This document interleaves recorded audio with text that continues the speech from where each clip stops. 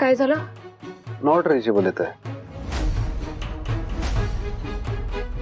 Phone लागत नाहीये म्हणजे हा फोन खरा होता. आपला अर्जुन नाही, आपल्या अर्जुनला किडनॅप केलं. नाही नाही स्वानंदी, करा प्लीज. अर्जुन राजारामकडे सेफ असेल. ओके, असं एवढं घाबरू नका तुम्ही. बरं मी एक काम करतो, मी जातो तिथे गेल्यावर अर्जुनला बघतो आणि तुम्हाला व्हिडिओ कॉल करतो. ओके, आलोच मी. नाही म्हणी सर, मी येते तुमच्या सोबत. मला माझ्या डोळ्यांनी माझ्या अर्जुनला बघायचंय. तो खरंच सेफ आहे ना हे बघायचंय मला. तुम्ही नाही नाही स्वानंदी, तुम्ही खरंच येऊ नका. त्याची खरंच काही गरज नाही आणि अर्जुन सेफ आहे. तुम्ही उगाच पॅनिक होताय. मी म्हणालो ना तुम्हाला, मी तिथे गेल्यावर फोन करतो तुम्हाला. रिलॅक्स, आलोच मी.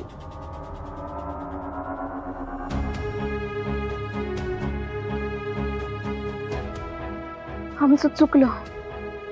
आम्ही आमच्या अर्जुनला पाठवायला नको होतं. आमच्या एकांतासाठी आम्ही आमच्या अर्जुनला त्यांच्याकडे पाठवलं आणि अर्जुनला किडनॅप केलं. कसं असेल माझं बाळ? त्याला कोणी त्रास तर देत नसेल. मी काय करू? मी वहिनींना फोन करून विचारते.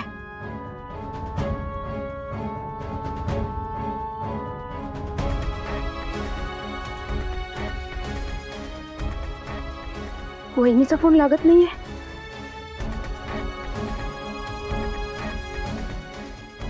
नाही, वहिनीचाही फोन लागत नाहीये.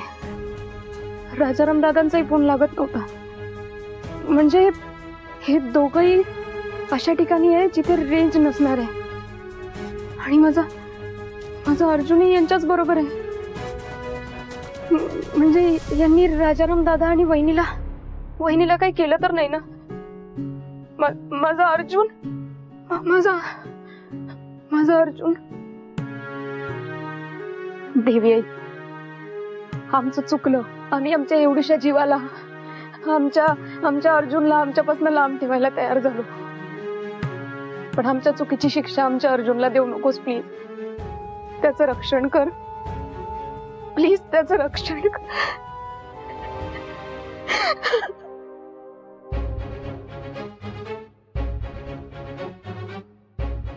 अरे सुजित, तिकडे बघ, मणी चाललाय घरातनं.